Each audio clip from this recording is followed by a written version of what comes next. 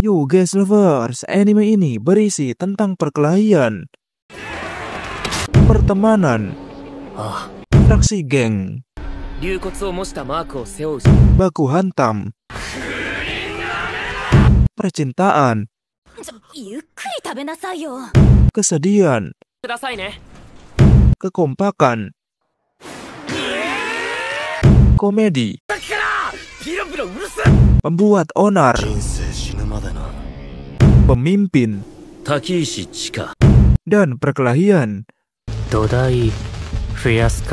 Semuanya harus dicapai di sini.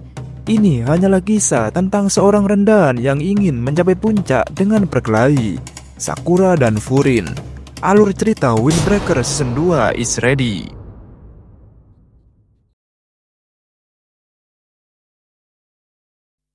Yo guys lovers, episode keempat dimulai dengan Anzai sedang merebutkan makanan dengan temannya. Nire dan lainnya bersyukur karena Anzai terlihat lebih ceria dari biasanya. Lalu Anzai bertanya tentang kabar Sakura kepada Nire. Karena hari ini Sakura tidak masuk sekolah, mereka bertanya-tanya apa yang terjadi dengan Sakura hari ini. Mereka semua jadi khawatir dengan keadaan Sakura. Lalu Nire mencoba untuk menelepon Sakura. Sayangnya Sakura langsung menutup telepon itu. Menurut Nire, dari nada bicara Sakura di telepon, sepertinya Sakura terkena demam parah. Sehingga membuat semuanya sangat khawatir dengan keadaan Sakura.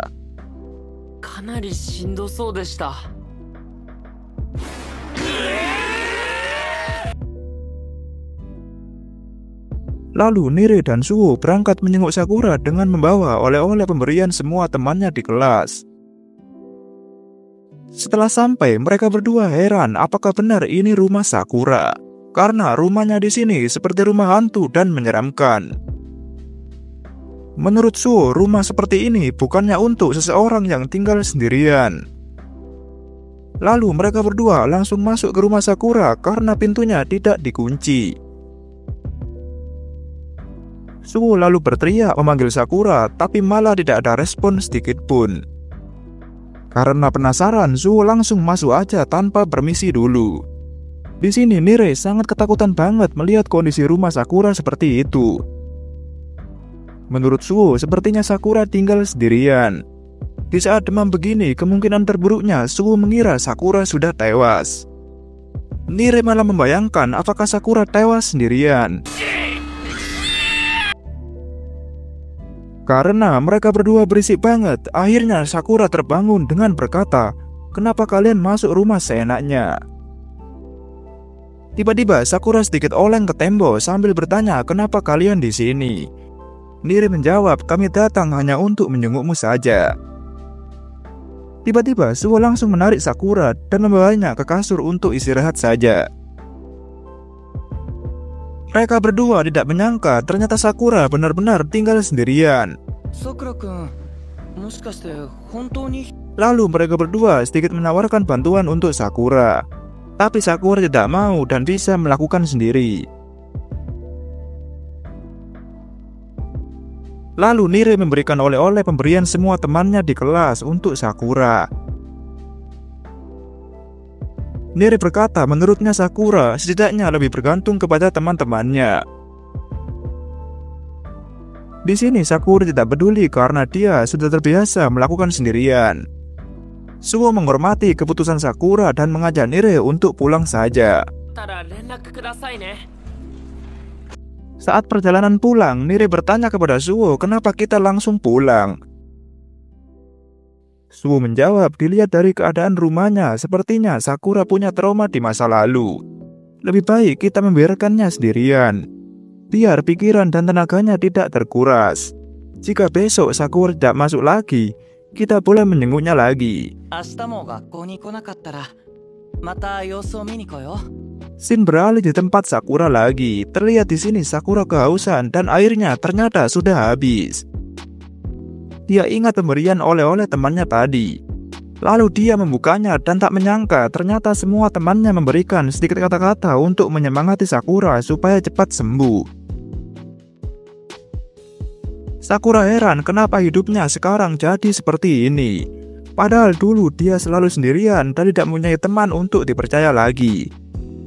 Tapi entah kenapa setelah masuk Furin, Sakura malah mempunyai banyak teman yang peduli dengannya.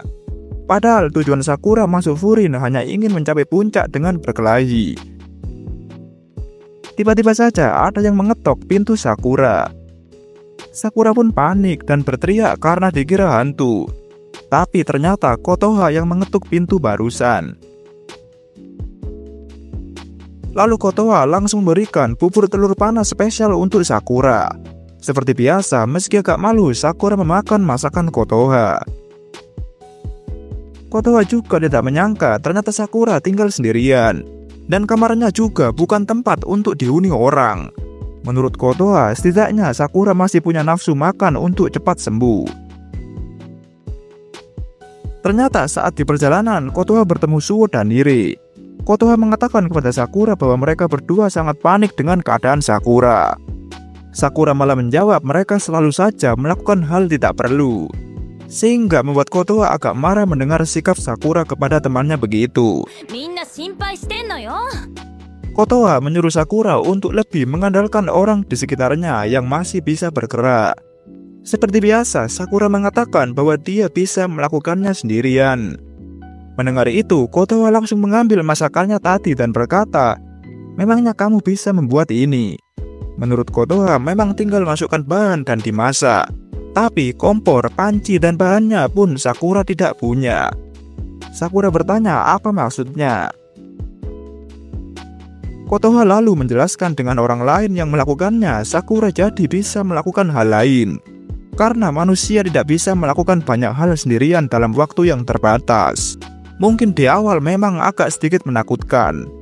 Mendengar ceramah Kotoha, Sakura sedikit sadar dengan perlakuannya tadi ke teman-temannya. Hari pun sudah pagi. Sakura lalu membasuh muka dan bersih-bersih untuk masuk sekolah lagi. Tiba-tiba Shin diperlihatkan di kelas 2 fraksi Tamon. Ternyata Sakura langsung menemui Kaji untuk membahas soal pertarungan kemarin. Kaji menyuruh Sakura untuk berbicara di tempat lain saja, karena di sini teman-teman Kaji terlalu berisik banget. Lalu Kaji membelikan kopi untuk Sakura.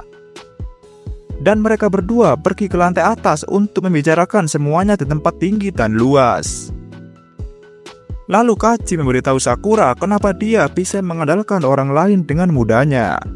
Alasannya cuma satu, karena Kaji tidak bisa melakukannya sendirian. Mendengar jawaban itu, Sakura malah marah, karena sama saja mengakui dirinya sendiri itu lemah. Kaji lalu mengambil minuman Sakura, dan mengganti merek minuman itu dengan teh hijau. Artinya meskipun luarnya sudah diganti teh hijau, tetap saja dalamnya masih kopi. Menurut Kaji, Sakura tahu bahwa dia tidak bisa melakukan sendirian. Tapi karena gengsinya sendiri, Sakura malah menutupi semuanya. Tiba-tiba Sakura teringat masa lalunya dulu yang selalu ditolak, diabaikan, dan dihindari semuanya. Tapi entah kenapa saat di Furin jadi terasa berbeda. Itulah kenapa Sakura jadi agak takut menemui teman-teman barunya di Furin. Karena trauma dengan orang-orang di masa lalunya dulu, guys. Kaji tidak tahu bagaimana Sakura menilai orang-orang di sekitarnya. Tapi Kaji merasa Sakura ketakutan banget menemui orang-orang baru. Padahal tidak semua orang sama seperti masa lalu Sakura.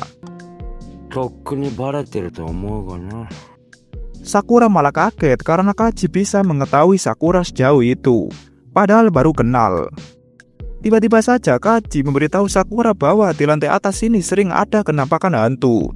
Sakura mendengar itu agak kurang percaya banget. Menurut Kaji, di pojok situ katanya ada wanita pakai gaun berdiri di sana. Saat dicek hari berikutnya, ternyata cuma kantong plastik dan sekop. Sakura lalu berkata itu seenaknya bilang hantu dan seenaknya takut sendiri.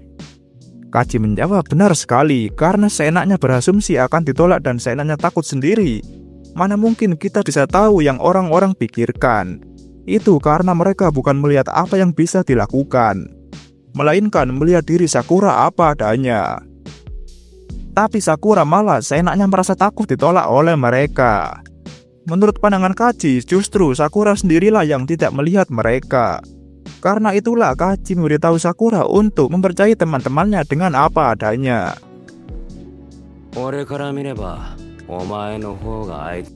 Mendengar ceramah Kaji, Sakura lalu sadar dan emosi dengan dirinya sendiri.